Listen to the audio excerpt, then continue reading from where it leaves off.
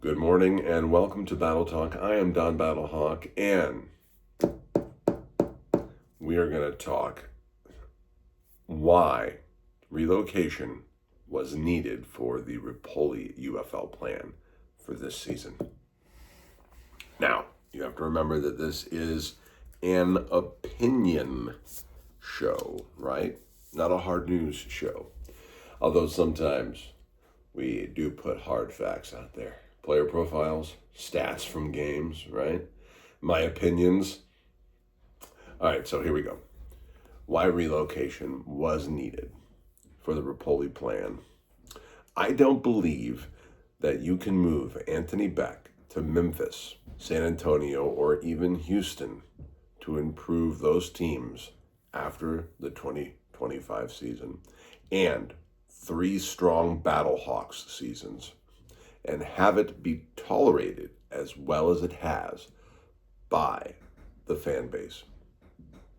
You have to have the expansion narrative they were pushing.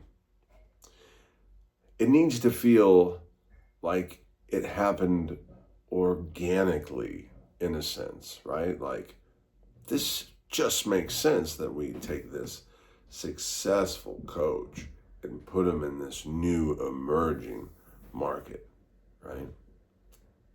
You damn near needed to have everyone buy into it, right? Well, look, we've got this new team, and this new team needs leadership. And this leadership just, it makes sense that he's here because this is where he lives. You don't try to retain, you don't not try to retain Skip Holtz in Birmingham unless you're going to rock the entire boat. So they almost did. They almost rocked the entire boat. The most preserved team, the champs, DC. Because you have to do that. Imagining just dismantling the champs. It wouldn't be tolerated. You couldn't have a 2-time champion if you took them apart. Now, this is business. This is branch management. This is our best chance at 100-yard gridiron spring football. You won't like it all. I don't. But I can respect it. The UFL owns and controls all of the teams outright.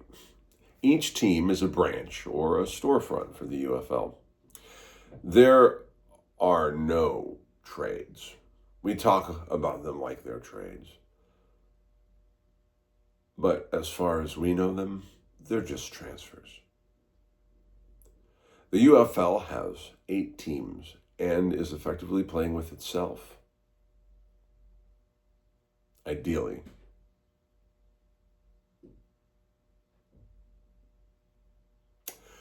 Ideally, they would all do well, and their respective markets would do well, and people would pack out their stadiums, and all their customers would be happy. So when the UFL makes a decision, it must do so with that in mind.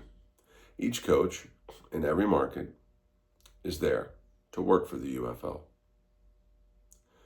We hope the directive is that they try to win for that market. This is pretty muddy, but I'm fine with it if it's entertaining. Look,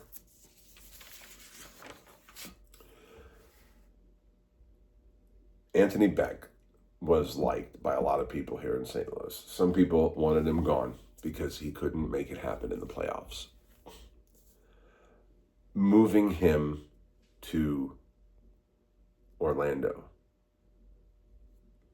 and putting someone like Ricky Prohl, which, as long as he continues to keep winning, will be looked upon as a positive move for the BattleHawks. But let's juxtapose that with Skip Holtz. Them not being able to come to terms with Skip Holtz for the Birmingham Stallions. And having AJ McCarron, another first-time head coach.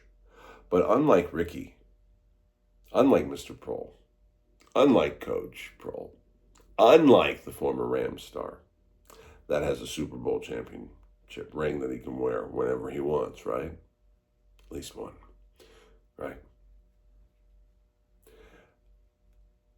AJ McCarron has no coaching experience whatsoever. Not just no head coaching experience, but no coaching experience whatsoever. And you keep back in St. Louis, you don't shake up the league like you did, and Skip Holtz is out the door, and you bring AJ McCarron in. I don't think that works. But when you have new head coach here in new market, new head coach in another new market, a head coach that's moved to an emerging market, and then another new head coach, and you just have a bunch of new going around, a bunch of crazy, it's more tolerated, and it should be. It's not bad. It's not bad. I would go so far as to say having AJ McCarron as the coach of Birmingham was not the worst move that they could make. And while the team may not, we don't know the future, but a lot of you out there think it's not probable that they would win, that they'll win a championship this year or even make the playoffs. Although things are looking different after the last 2 weeks. The truth is it takes time. And you got to learn the job. And I think you're going to see more AJ McCarron next season, unless he just decides to walk away from it. I don't think the UFL is going to part ways with him. I also don't think that the Stallions are going to go anywhere.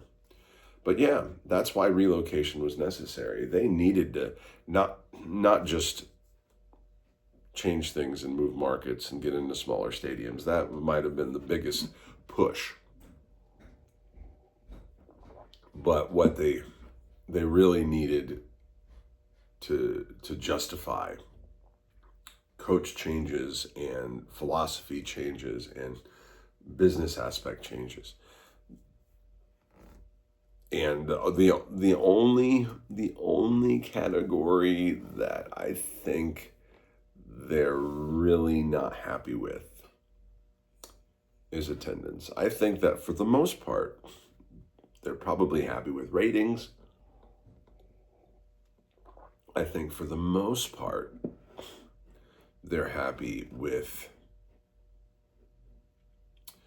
general reception of teams, but they have to be wondering why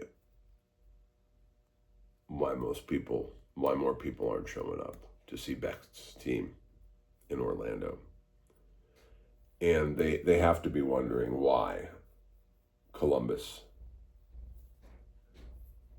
isn't pulling more people in. And look, what was it, a 0.02 share or 0.2 share or whatever it was, with like under 200,000 people watching the BattleHawks at Kings game on Derby weekend on Fox 1. They have to be wondering if they need to be airing games on Fox 1. It is an app that doesn't even,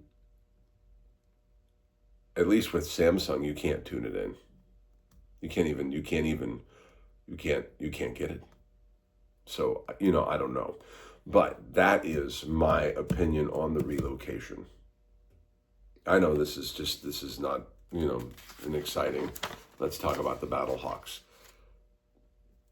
episode of Battle Talk, but that's why I think that you needed to have it in order to move people around, in order to move back from St. Louis successful coach from St. Louis to Orlando in order to put someone like AJ McCarron in the place of Skip Holtz. You really had to shake the globe up and get all that snow moving. All right, so tomorrow we'll go back to probably a player profile. Here on Battle Talk, I am Don BattleHawk. Have a good day.